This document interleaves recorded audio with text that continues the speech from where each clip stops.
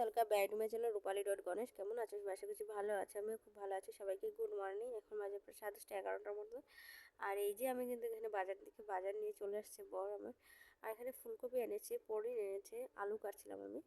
তারপর এই যে এগুলো সবজি বাজার সব কিছু প্রথম আমি দেখিয়ে দিয়েছিলাম। তো আলু কিছু কাটা ছিল, সেগুলো কেটে নিচ্ছিলাম। তো যাই হোক, আমার কাছে আজকে মানে একটা কয়েকটা গল্প করবো। তো আমি আসলে এগুলো রান্না কিন্তু আমার মা যখন অসুস্থ ছিল, যখন আমার মা 2012 সালে যখন টিবি রোগ হয়েছিল, তখন কিন্তু আমি এইসব রান্না শিখেছি। আমি কিন্তু জিরা দিয়ে মাছ তরকারিও কিন্তু রান্না আমি পারতাম না। তো যাই হোক, এরকমভাবে কষ্ট করে আমি অনেক কষ্ট করে রান্নাগুলো শিখেছি। তো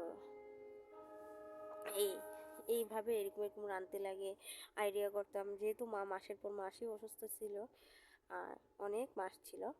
তারপর আমি এরকম করে আস্তে আস্তে রান্না বান্না শিখি। ছোটো বোন দুটো ছিল, সেগুলো তো আমার ভিডিওতে তোমরা সবসময় দেখো। আর এগুলো আমার ছোটো বোনটা প্রায় 6 মাসের ছিল, আর মেজো বোনটা ছিল 3 বছরে। তো সেগুলোই নিয়েই আমি কষ্ট করে রান্নাগুলো শিখেছি।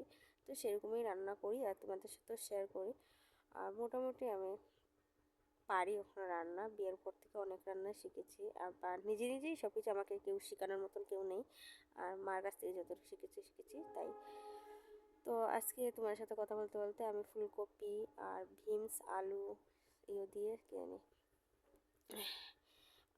পনির দিয়ে তরকারি রান্না করছি। যেহেতু আমরা রবিবার, তো তার জন্য আর কি রান্নাটা করে দিলাম।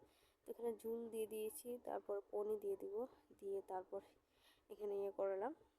তো এরকমই আর কি রান্না আজকে, এরকম রান্না করব। যেহেতু এক তরকারি আমার শরীরটা ভীষণই খারাপ, তো রান্নাবাড়া তো আর শেয়ার করতে পারি না ঠিকঠাক মতো।